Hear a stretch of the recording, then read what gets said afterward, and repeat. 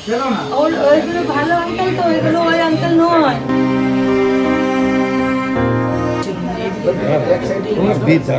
उन्होंने कहा कि हमें बार बार धमकाया गया कि तुम मुस्लिम हो, बांग्लादेश या पाकिस्तान के हो, तुम्हें यहां रहने नहीं दिया जाएगा।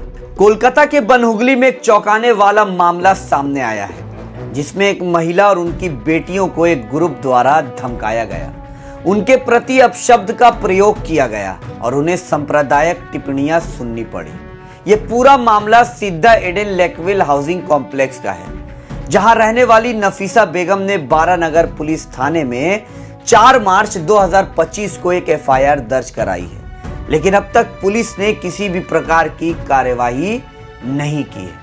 यह पूरा मामला 21 फरवरी को शुरू होता है, जब नफीसा बेगम अपनी बेटियों के साथ अपने कॉम्प्लेक्स के छत पर ओपन एयर जिम में जाती हैं, जहां एक अनजान लड़के के द्वारा अश्लील इशारे उनकी बेटियों को किया जाता है।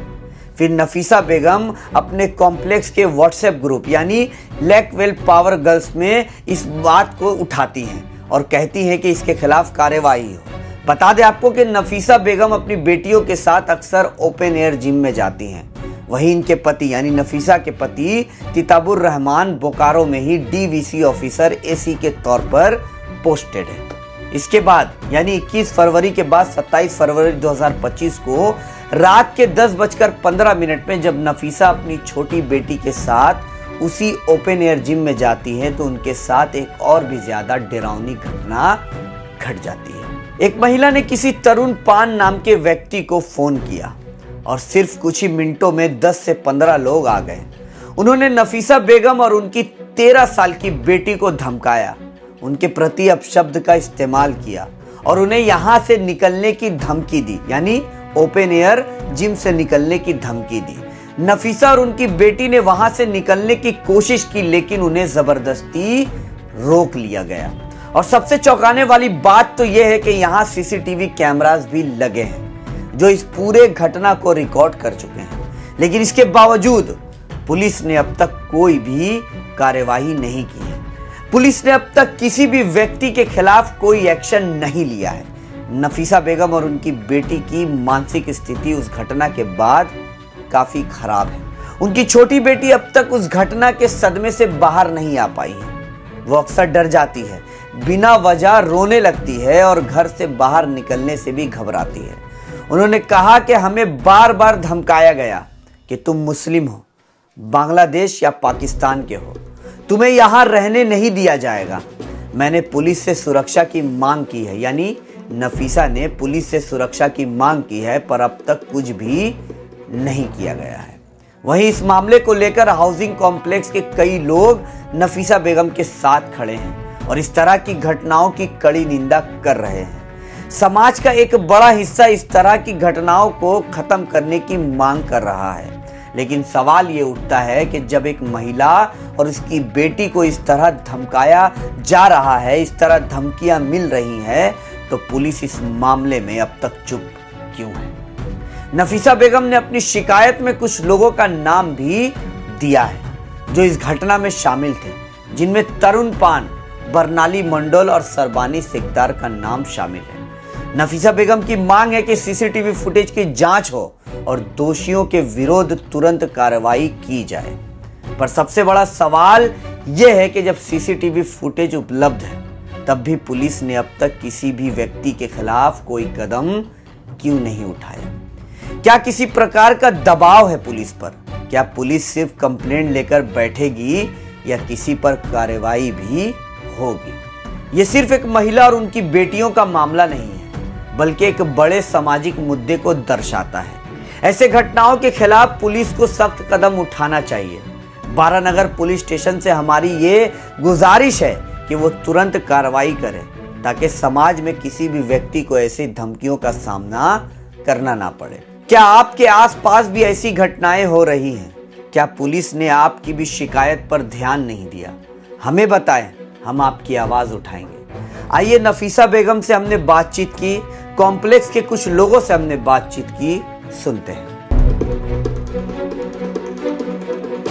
কিন্তু হঠাৎ যে এরকম একটা ঘটনা ঘটে যাবে, তারপর এখন আমার সাথে আর সেরকম কেউ ভালো করে কথাও বলে না, যেন আমি অপরাধী মনে হচ্ছে। বাচ্চাদেরকে নিয়ে লুকালুকি করছে, এ করছে, কিন্তু আমি আমার বাচ্চার আর আমার সাথে ঘটে যাওয়া এই জঘন্য অপরাধের ভিত্তিতে একটা বরানগর পুলিশ থানায় কেস দায়ের করেছি। কিন্তু ওখানেও স্যাররা আমাকে মানে একটা মহিলা যে ভীত হয়ে কাঁদছে তার এতটুকু ইয়ে নেই। ওখানে যে স্যার আমার পেপারটা সাবমিট করেছে উনি আমাকে ধমকাচ্ছিলেন এমনভাবে, কমিউনাল কেন বলবে। আমি বলতে চাই যে আমি হিন্দু গ্রাম থেকে বিলং করি, I don't know even communal জিনিসটা কি, এটা বুঝতে আমারই 3 দিন সময় লেগেছে। 25 তলা থেকে কি মানে তারা তারা তারা তাহলে কি সোসাইটির মধ্যে একটা মহিলা, সে সকালবেলা এসে সে মানে প্রায় আমার কাছে দাদা আমায় বাঁচান এই কথাটা আমার শুনতে হয়েছে। আমি সেটার তীব্র প্রতিবাদ করেছি। সবচেয়ে বড় আমি কল্পনা করতে পারছি না যে এই রকম একটা সোসাইটিতে এখানে একজন মহিলা এবং একজন বাচ্চাকে এইভাবে করে এখানকার লোকেরা মিলে এইভাবে করে একটা আক্রমণ করবে, মানে চিন্তার বাইরে। পুলিশে কোনো অ্যাকশন নেয়নি। এখন আমি অনেক দিন হয়ে গেছে, প্রায় 15-16 দিন, বাচ্চাটাকে ভরসা দেওয়ার জন্য ওর মোবাইলে আমি এখন একটা পুলিশের অ্যালার্ম দিয়ে রেখেছি যে আমাদের দরজার কাছে কেউ এলে তুমি এটা টিপে দেবে। সুস্থ সংস্কৃতি চাই, কোনো অসামাজিক পরিবেশ আমরা এখানে বরদাস্ত করব না। এনকোয়ারি, প্রিলিমিনারি এনকোয়ারির পাতেও পুলিশ আসলো না, পুরোটাকে ইগনোর করছে। এইটা আমাদের কাছে ভয়ানক যন্ত্রণাদায়ক। উনিও বলছেন যে দাদা আমার তরুণবাবু করেছেন। তরুণবাবু কে? ওনাকে অথরিটি কে দিয়েছেন ওনার মাতব্বরি করার? আমার নাম নাফিসা বেগম। আমি সিদ্ধা ইডেন লেক ভিলে লাগুন ব্লকের 1004-এ থাকি। এখানে একদিন আমি রাত 10টা 10-এ জিম থেকে ছাদে গিয়েছিলাম বাচ্চাকে নিয়ে খেলা করতে। সেখানে বেশ কয়েকজন 20-25 জন ছেলে আর মেয়ে, আমাকে মহিলা ও পুরুষ আমাকে ঘিরে ধরে এবং অতর্কিতভাবে আমি সেখান থেকে বেরিয়ে আসতে পারিনি অনেক চেষ্টা করেও। তারা অনেক কিছু বলতে গালিগালাজ করছিল এবং আমার আইডেন্টিটি, আমার এডুকেশন এবং কোয়ালিফিকেশান নিয়ে, এবং তারা অনেক বিস্তর কথাবার্তা বলছিল যেগুলো অসভ্য ভাষায়, নোংরাভাবে, এবং আমাকে উত্তেজিত করার চেষ্টা করছিল। কিন্তু সঙ্গে আমার বাচ্চা ছিল বলে আমি উত্তেজিত হচ্ছিলাম না, কেন কি বাচ্চাটা ভীত সন্ত্রস্ত হয়ে অনেক কাঁপছিল, ওর মুখ দিয়ে লাল পড়ছিল, ওর 2 চোখের জল আমি হাতে করে মুছিয়েছি। কিন্তু এতগুলো মহিলা এবং পুরুষ সেই বাচ্চাটাকে দেখছিল না। তাদের যে কি বক্তব্য ছিল আমি সেটাই বুঝতে পারছিলাম না। তারা বলতে লিমিট ক্রস করে যখন তারা বলল যে আমি বাংলাদেশি, আমি পাকিস্তানি, আমি টেরোরিস্ট, কেন কি আমার নাম হচ্ছে নাফিসা বেগম। মেন হচ্ছে আমার সারনেমটা প্রবলেম আমার মনে হচ্ছে, কেন কি এতদিন পর্যন্ত, এই ঘটনার আগে পর্যন্ত ওদেরকেও আমি আমার বন্ধু হিসাবেই জানতাম, এবং ওরা আমার বাড়িতেও এসেছে, কোল্ড ড্রিঙ্কস, বিস্কুট এবং বাচ্চাদেরকে আমি চকলেট খাওয়াই। ওদের বাচ্চাদের সাথে আমার ভালো ইন্টিমেট আছে, সব কিছুই ঠিকঠাক। কিন্তু হঠাৎ যে এরকম একটা ঘটনা ঘটে যাবে, তারপর এখন আমার সাথে আর সেরকম কেউ ভালো করে কথাও বলে না, যেন আমি অপরাধী মনে হচ্ছে। বাচ্চাদেরকে নিয়ে লুকালুকি করছে, এ করছে, কিন্তু আমি আমার বাচ্চার আর আমার সাথে ঘটে যাওয়া এই জঘন্য অপরাধের ভিত্তিতে একটা বরানগর পুলিশ থানায় কেস দায়ের করেছি। কিন্তু ওখানেও স্যাররা আমাকে মানে একটা মহিলা যে ভীত হয়ে কাঁদছে তার এতটুকু ইয়ে নেই। ওখানে যে স্যার আমার পেপারটা সাবমিট করেছে উনি আমাকে ধমকাচ্ছিলেন এমনভাবে, কমিউনাল কেন বলবে। আমি বলতে চাই যে আমি হিন্দু গ্রাম থেকে বিলং করি, I don't know even communal জিনিসটা কি, এটা বুঝতে আমারই 3 দিন সময় লেগেছে। যে আমার এখনও ফেসবুকে ফ্রেন্ড লিস্টে আপনি যান, আমার 108 জনের ওপর ফ্রেন্ড আছে, মুসলিম নেই একটাও বলতে গেলে, মানে আমার বাড়ির এদেরকে বাদ দিয়ে। তো এই সিচুয়েশানটা হঠাৎ করে হয়ে গেছে। তো আমি তখনও স্যারকে বলেছি যে ওরা পাকিস্তানি, বাংলাদেশি এবং টেরোরিস্ট বলে আমাকে শেষে মানে প্রভোগ করছিল। সেই ওই দলের গ্রুপের ছেলে মেয়ে মহিলা আমি চিনি না, নাম জানি না, কিন্তু এদের ফ্রন্ট লিডিং করছিল বর্ণালী মণ্ডল আর সর্বাণী শিকদার। এই সর্বাণী শিকদার আমার ব্লকেরই 23 তলায় থাকে, আর বর্ণালী মণ্ডল হচ্ছে আমার হাজব্যান্ডের কালিগ অরুণ মণ্ডলের মিসেস। আগে পরে কোনো কথা কাটাকাটি হয়েছিল এদের সাথে নাকি প্রথম? না, যখন ওরা সুইচ করে গেল এত করার পরে, যে আমি ন্যাশনালিটি নিয়ে সাবাল করলো, তখন আমি উঠে দাঁড়িয়ে বলেছিলাম যে আর একটা নোংরা কথা বললে তোমার জিপটা টেনে ছিঁড়ে দেবো, আমাকে এখান থেকে ফিরতে হবে আমার মেয়েটাকে নিয়ে। আমার মেন টার্গেট ছিল ওটা। অতটা গ্যাদারকে আমি একটু সরানোর চেষ্টা করছিলাম, যে জাস্ট একটু রাস্তা, একটু ভয় খেয়ে যদি একটু রাস্তা দেয় আমাকে, সেই জন্য আমি উঠে পড়েছি। ওখানে সিকিউরিটি গার্ড, সিদ্ধার সিকিউরিটি ব্যবস্থা প্রচণ্ড পুয়োর। সিকিউরিটি গার্ড দাঁড়িয়ে দাঁড়িয়ে শুধু তামাশা দেখছে, ইভেন ওর হাতে মোবাইল আছে। আমি বলছি ঠিক আছে, তুমি বয়স্ক মানুষ, চালাতে জানো, তুমি নিচে থেকে আর লোক ডেকে নিয়ে এসো, কোনো আবাসিককে খবর দাও, মেন গেটে গিয়ে আর দুজন সিকিউরিটি গার্ড নিয়ে এসো। ইভেন কিচ্ছু করেনি, কন্টিনিউ দাঁড়িয়েই ছিল। মানে লাইট তো একটু ছাদে কম, তাহলে আমি সেই রকম মেন্টাল কন্ডিশনে আমার মনে হয় পুরুষদের দিকটা আমি তাকাতে একটু ভয় পাচ্ছিলাম, অত খেয়াল করিনি। কিন্তু ওই যে তরুণদা ভদ্রলোক, বিশাল লম্বা চওড়া, ওর সামনে ছিল বলে ভয় লাগছিল খুব। আর ওর পাশে একজন আরও কালো টি শার্ট পরা একজন ভদ্রলোক ছিল, সে উত্তেজিত হয়ে হাতও তোলার চেষ্টা করছিল। আর মেয়েদের সংখ্যা অনেক বেশি ছিল, কারণ আমি মেয়েদের দিকটাই একটু কভার করছিলাম, দেখতে পাচ্ছিলাম। মেয়ে প্রায় আপনার 15-20 জন তো হবেই। তার মধ্যে একটা প্রেগনেন্ট মেয়ে ছিল, যার 9 মাসের প্রেগনেন্সি, অথচ ও কি করে ওখানে দাঁড়িয়ে আছে আমি ভাবতে পারছি না যে, আমি সেইটাই বুঝে উঠতে পারছি না। আমি আসলে ওদের যেসব গ্যাদারিং হয় ওসবের মধ্যে থাকি না। আমার মেন এখানে আসার যেটা উদ্দেশ্য, সেটা হচ্ছে আমার বড় মেয়ের নিটের ক্যান্ডিডেট, আর ওকে ভালো করে মানে ওর এইমসে পড়ার খুব শখ, তাই ওর জন্য আমি এখানে এসেছি, যে ওর মানে বেসটা ভালো পাবে কলকাতায়।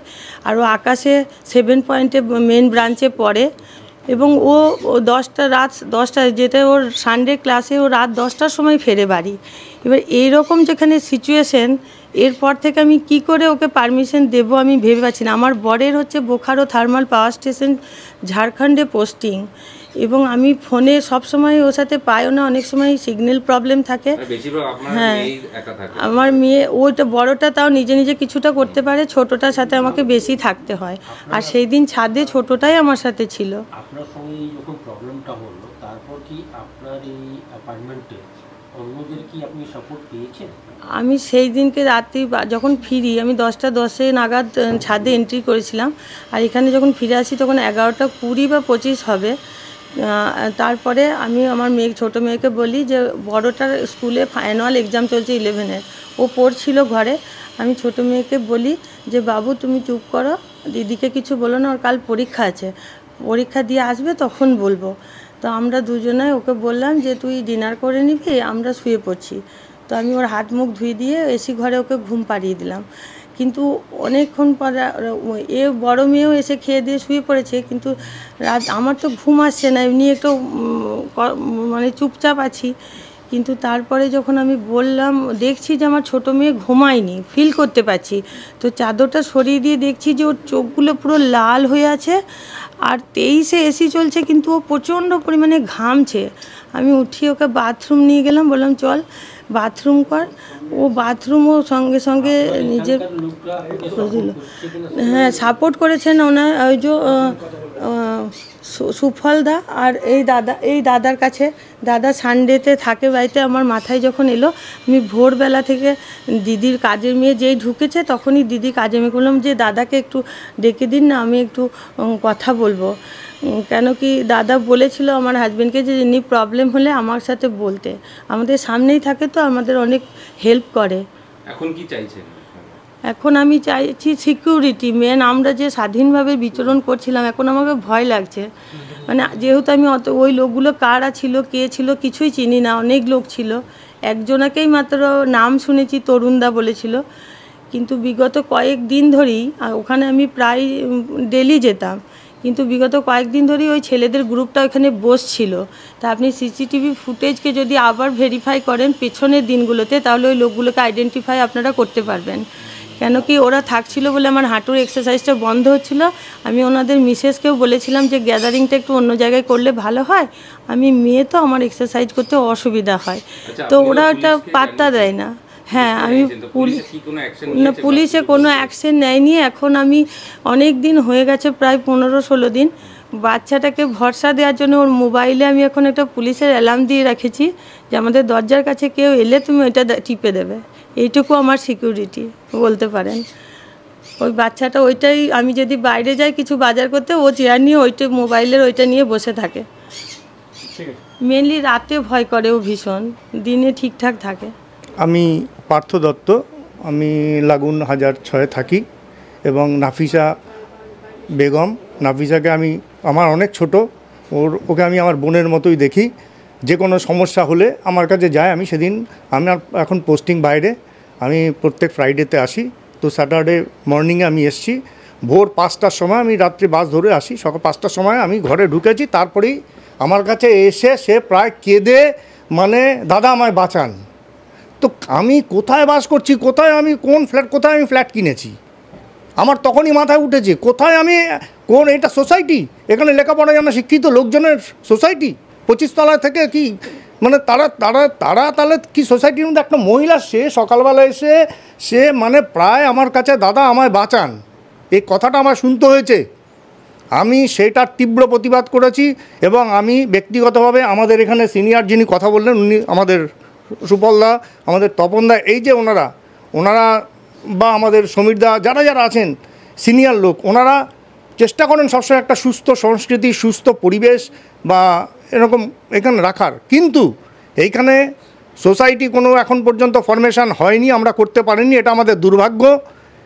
অঘোষিত একটা সোসাইটি এখানে ফরমেশন হয়ে আছে, কিছু লোক আছে যারা এখানে একটা অসামাজিক পরিবেশ বাতাবরণ তৈরি করে যাচ্ছে এবং এবং এবং তাদের, আমার রিসেন্ট আমি একটা আধিকারিক, আমার একটা চিঠি, অফিসিয়াল চিঠি, খুব ইম্পর্টেন্ট চিঠি এসছে, সেই চিঠিটাকে এবং সিকিউরিটিকে তাদের ইনস্ট্রাকশন দিয়েছে যে না এখানে কোনো, আরে একটা পোস্টম্যান তার একটা অথরিটি আছে, সে সরকারি লোক, যে কোনো জায়গায় যে কোনো ঢুকতে পারে। কি করে মানে ওই কি নাম ভদ্রলোকের, কি নাম, না হ্যাঁ তরুণবাবু বলেছেন। এই ভদ্রলোকটার নাম প্রত্যেকটা জায়গায় আমি শুনছি তরুণবাবু, আমি চিনি না ভদ্রলোককে, আমি দেখি না, আমি মিশি না এখানে খুব একটা কারোর সাথে। কথা হচ্ছে ওনাকে অথরিটি কে দিয়েছে, উনিও বলছেন যে দাদা আমায় তরুণবাবু করেছেন। তরুণবাবু কে, ওনাকে অথরিটি কে দিয়েছেন ওনার মাতব্বরি করার? এই জিনিসটাকে, এই পরিবেশটাকে দূর করতে হবে, বন্ধ করতে হবে। সুস্থ সংস্কৃতি চাই, কোনো অসামাজিক পরিবেশ আমরা এখানে বরদাস্ত করব না। এবং এই ব্যাপারটা আপনারা দেখবেন, সঠিক এনকোয়ারি হবে। নাফিসা বেগম মানসিকভাবে ভারসাম্যহীন হয়ে পড়েছেন, যদি পরবর্তীকালে কোনো ঘটনা ঘটে তার জন্য কিন্তু আমরা সোসাইটি দায়ী থাকব। সুতরাং অ্যাজ এ সেন্সিবল সিটিজেন আমাদেরকে প্রতিবাদ আমরা করেছি, আমরা পাশে আছি এবং সঠিক এনকোয়ারি হবে এই আশা আমি রাখবো। সবচেয়ে বড় আমি কল্পনা করতে পারছি না যে এই রকম একটা সোসাইটিতে এখানে একজন মহিলা এবং একজন বাচ্চাকে এইভাবে করে এখানকার লোকেরা মিলে এইভাবে করে একটা আক্রমণ করবে, মানে চিন্তার বাইরে। আমার সবচেয়ে দুঃখের কথা, এত বড় একটা ঘটনা জানার পরে পশ্চিমবাংলার পুলিশ এত নির্বিকার কি করে হতে পারে, এই নিয়ে কোনো ব্যবস্থা নিল না। এনকোয়ারি, প্রিলিমিনারি এনকোয়ারির পার্টেও পুলিশ আসলো না, পুরোটাকে ইগনোর করছে। এইটা আমাদের কাছে ভয়ানক যন্ত্রণাদায়ক।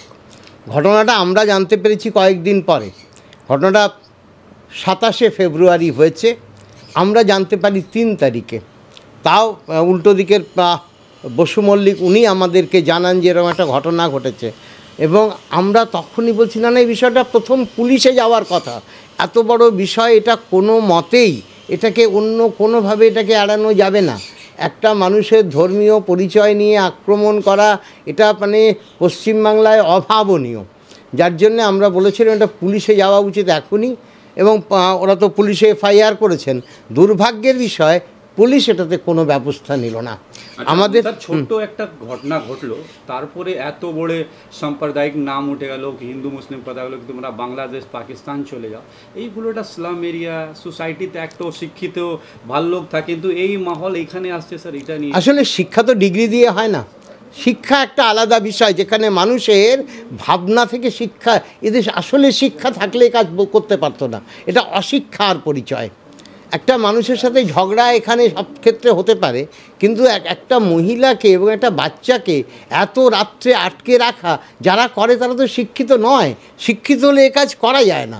কোনো রুচিশীল মানুষ এ কাজ করতে পারে না, কিন্তু এখানে হয়েছে। আচ্ছা, উনি এই অ্যাপার্টমেন্টের সিকিউরিটি নিয়ে একটা প্রশ্ন তুলেছেন। অ্যাপার্টমেন্টের সিকিউরিটি আসলে কম। অ্যাপার্টমেন্টের সিকিউরিটি মানে দেখুন, যে দেশে ইন্দিরা গান্ধীর সিকিউরিটি নেই আমি সে কথা বলছি না, কিন্তু অ্যাপার্টমেন্টে লোক আছে। এখন যখন অ্যাপার্টমেন্টের রেসিডেন্টরা তারাই যখন ঘটনাটা ঘটায়, অ্যাপার্টমেন্টের সিকিউরিটির পক্ষে ধরুন ছাদে একটা লোক, সেই লোকটা তো অন্য কিছু নেই, একটা বয়স্ক মানুষ, সেই মানুষটার পক্ষে এখানে সিকিউরিটি, তার যেটা উচিত ছিল সঙ্গে সঙ্গে বিষয়টা নিয়ে এসে তাদের সিকিউরিটি কনসার্নকে রিপোর্ট করা, যেটাও করেনি। এখানকার ফ্যাসিলিটি যারা আছে অথরিটিদেরকে রিপোর্ট করা যে এরকম একটা ঘটনা ঘটছে, বা নিচে অন্যান্য সিকিউরিটিদেরকে অ্যালার্ট করা এরকম একটা ঘটনা ঘটছে, চলো অন্তত ভদ্রমহিলাকে একটু প্রোটেকশন দিই, অন্তত তাকে নিয়ে বের করে নিয়ে আসার ব্যবস্থা করি, সেটুকুও সিকিউরিটি করেনি।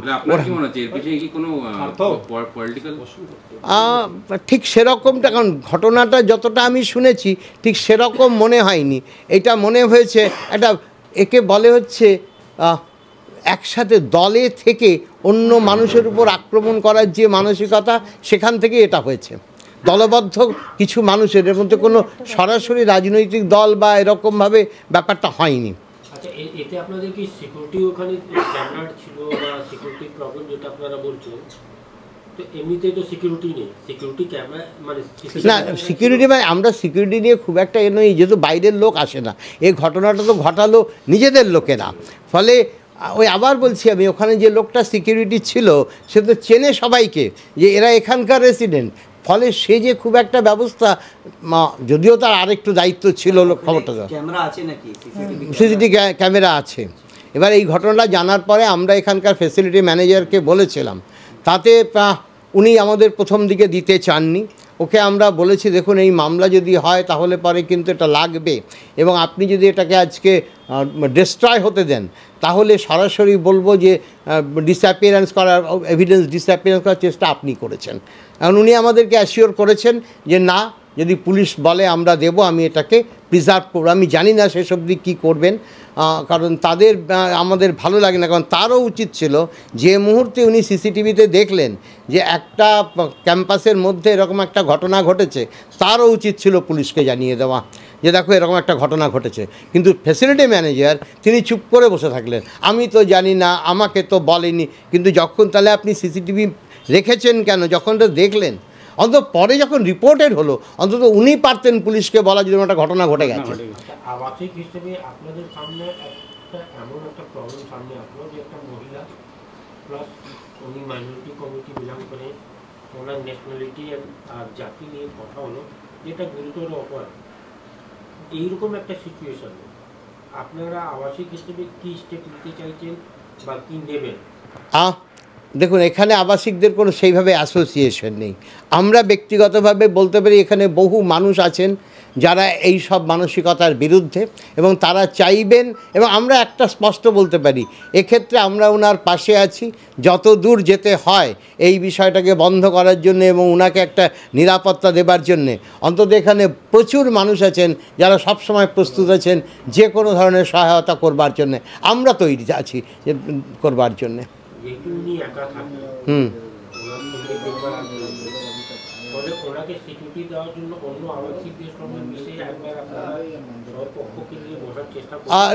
না, এরকম চেষ্টা করা যায়নি, হয়নি।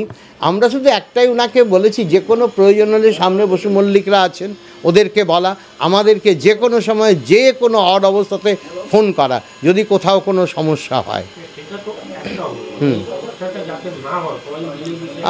ভবিষ্যতে যদি না হয়, আসলে এইভাবে করে মানে জেনারেল মিটিং করার মতো কোনো প্রশ্ন কোথাও ওঠেনি। হতে পারে একটা জেনারেল মিটিংয়ে কখনো হয়তো এই প্রশ্ন উঠবে যদি নেক্সট জেনারেল মিটিং হয়, এখনও অবধি সেরকম কোনো প্রস্তাব নেই।